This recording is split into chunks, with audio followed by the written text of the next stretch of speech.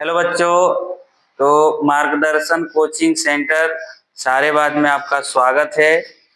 आज का जो क्लास होगा वो व्यंजक का गुणनफल ज्ञात करना है, कैसे ज्ञात करना है उसके बारे में जानना है। ठीक है, जैसे एक अगर दो भाग में रहे, इस तरह से अगर रहे a plus B into C plus D, ठीक है।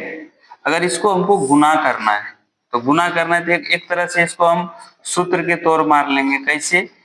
जैसे कि मान लीजिए a प्लस बी है इंटू सी प्लस डी, इसको आपस में गुना करेंगे तो ये जो पहला स्टेप है, सेकेंड पार्ट का पहला स्टेप, दोनों आपस में गुना होगा, a गुना सी प्लस, फिर ये जो a है इसके साथ गुना होगा यानी a गुना डी, फिर प्लस, सभी जगह प्लस है प्लस।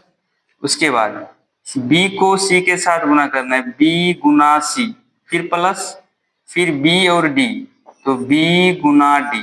ठीक है, एक तरह से ये फॉर्मूला के रूप में काम करेगा। इसके आधार पर अगर हम लोग बनाएंगे व्यंजक का, तो जैसे क्वेश्चन मान लीजिए कि इस तरह है 2x plus 3y into 7x plus 8y।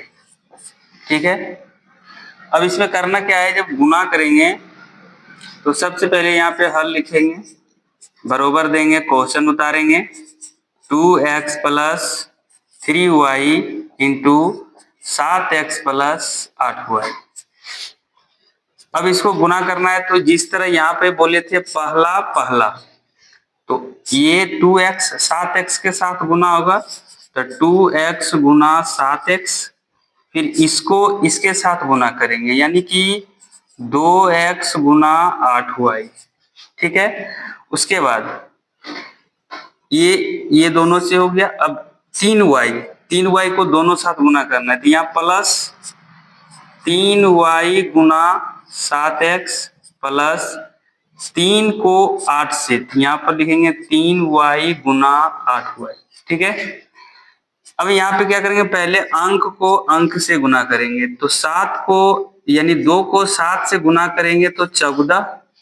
ये व्यंजक है तो व्यंजक में क्या होता है, घात जुटता है। तो ये जो अगर कोई भी व्यंजक है, अगर उस पर कोई घात नहीं दिख रहा है, इसका मतलब इस पर घात 1 और इस पर भी घात 1 है। तो अगर यहाँ पर है एक घात तो आपस में जुट जाएगा, तो 1 और 1 2, यानी कि x पर पावर कितना हो जाएगा 2, यानी कि तभी जुटेगा जब दोनों व्यंजक आपस में एक जैसा होगा। ठीक है, प्लस, अब अंक को अंक के साथ गुना करेंगे तो 2 गुना 8 16। अब ये दोनों अलग अलग जाति का है तो इसको अलग अलग रखेंगे, प्लस 3 गुना 7 करेंगे तो 21, ये भी दोनों अलग अलग, तो ये xy, प्लस 3 को 8 से, तो 8 दिया कितना 24, और ये दोनों एक जैसा है तो इस पर पावर 2।